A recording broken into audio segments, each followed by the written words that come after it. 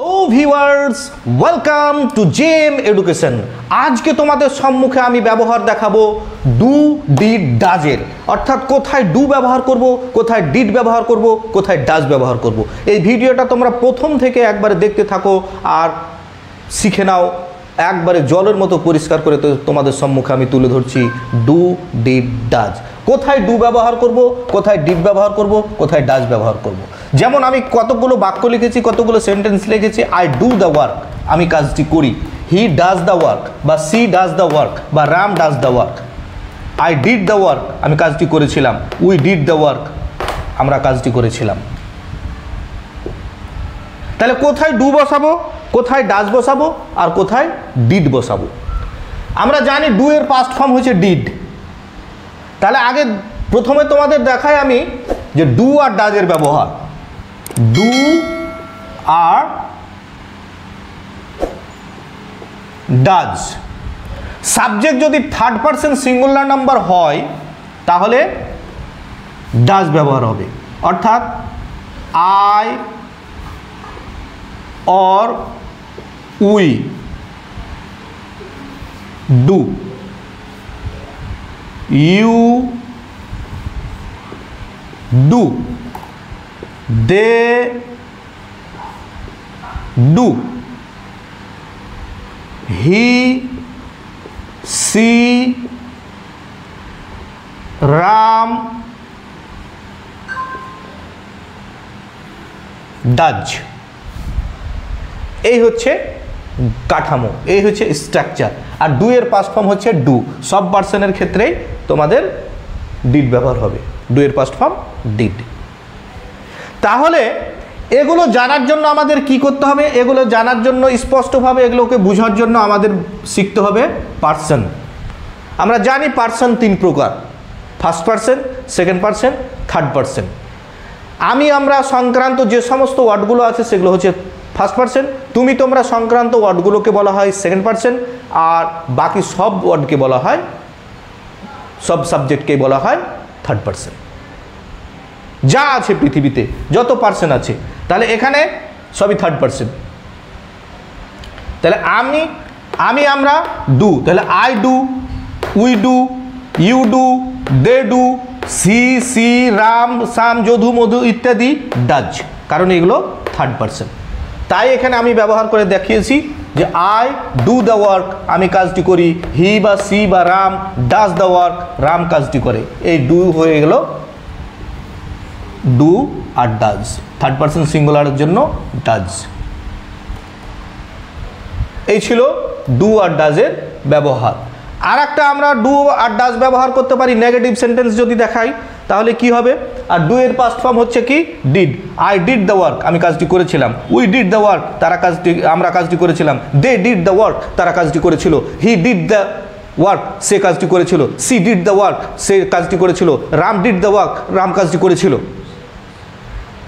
অর্থাৎ যে পার্সনই হোক না কেন, ডু এর পাস্ট ফর্ম ডিড। ডিডের ক্ষেত্রে আমরা পার্সন চেঞ্জ করছি না। পার্সন যে পার্সনই থাক না কেন ডিড ব্যবহার হবে।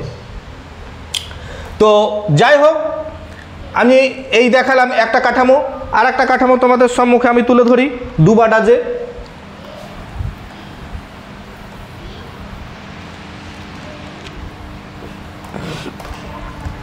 আমরা আরো দেখাতে পারি ডু বা ডাজের ব্যবহার। যেমন আই প্লে, আমি খেলি। আমি ছোট ছোট করে দেখাচ্ছি, বড় সেন্টেন্স তোমরা এমনিতেই করতে পারবে শুধু গঠনটা যদি জানতে পেরে যাও। আই প্লে, আমি খেলি। আই ডু নট প্লে, আমি খেলি না। হি প্লেজ, সে খেলে। হি ডাজ নট প্লে, সে খেলে না। এই যে ডু নট, ডাজ নট ব্যবহার হলো, আমরা এখানে ডুটা কেন ব্যবহার করলাম? এখানে হেল্পিং ভার্ব হিসেবে ব্যবহার করলাম, অক্সিলারি ভার্ব হিসেবে ব্যবহার করলাম। কারণ নট, এই যে খেলি না, নট কখনো একাই বসতে পারে না, তার জন্য আমরা হেল্পিং ভার্ব নিলাম। Do not, does not. কি হিসাবে নিলাম? কারণ পার্সন অনুযায়ী আমরা জানি যে আয়ের পরে ডু বসে, তা আই ডু দ্য ওয়ার্ক, আমি কাজ করেছিলাম, আজ আমি কাজ করি। আর থার্ড পার্সন সিঙ্গুলার হলে ডাজ ব্যবহার হয়। তাহলে এখানে দেখে নাও যে থার্ড পার্সন সিঙ্গুলারে ডাজ, বাকি সব জায়গায় ডু ব্যবহার হয়। তাহলে এভাবে আমরা ডু ব্যবহার করতে পারি। এবার যদি এটাকে পাস্ট টেন্সে করি তাহলে কি হবে? আই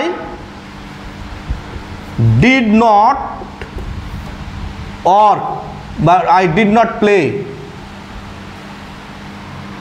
ডিড ব্যবহার হলো। পাস্ট টেন্সের ক্ষেত্রে আমরা ডিড ব্যবহার করি। হ্যাঁ, তো এরপরে আমরা আরো দেখাতে পারি, যেমন আমি হয়তো দেখাচ্ছি, একটা বললাম কি আই ডু দ্য ওয়ার্ক, আমি কাজটি করি। এবার কি হবে? আমি কাজটি করি না, I do not do the work. এবার ডবল ডু কেন বসলো বন্ধুগণ? বাচ্চারা দেখো, ডবল ডু কেন হলো? কারণ আমরা যখন নেগেটিভ সেন্টেন্স করছি তাহলে আমি কাজটি করি না, আই ডু দ্য ওয়ার্ক, আমি কাজটি করি, আমি কাজটি করি না, I do not do the work. এটা মেন ভার্ব হিসেবে ব্যবহার হয়েছে, এটা অক্সিলারি ভার্ব হিসেবে ব্যবহার হয়েছে। কারণ নট কখনোই একাই বসতে পারে না, তার জন্য আমরা ডু ধার করে নিয়ে এসেছি। কেন ডু, ডাজ কেন নিয়ে এলাম না? কারণ ডাজ এটা first person singular, third person singular হলে ডাজ নিয়ে আসতাম। যেমন যদি এটা আয়ের জায়গাতে হি থাকতো, আয়ের জায়গাতে হি থাকতো, হি বা সি থাকতো বা থার্ড পার্সন থাকতো, তাহলে এখানে ডাজ হতো আর এখানে ডাজ নট হয়ে যেত। He does not do the work. তাই তো বন্ধুগণ? তাহলে এইভাবে আমরা যদি বাচ্চাদেরকে শিখাই বা বাচ্চারা এইভাবে যদি শিখে, তাহলে আস্তে আস্তে তারা গ্রামারের যে বেসিক স্ট্রাকচার, যে বেসিক ভিত, সেটা তারা অনায়াসে শিখতে পারবে। আর যখন বেসিকটা তাদের মজবুত হয়ে যাবে তখন ইংরেজিতে আর ভয় পাবে না। এবার এটাকে আমরা ডিড দিয়ে করতে পারি। পাস্ট টেন্স করে দিলে কি হবে? I do not, did not do the work, I did not do the work, আমি কাজটি করেছিলাম না। এই ছিল ডু, ডাজ এবং ডিডের ব্যবহার।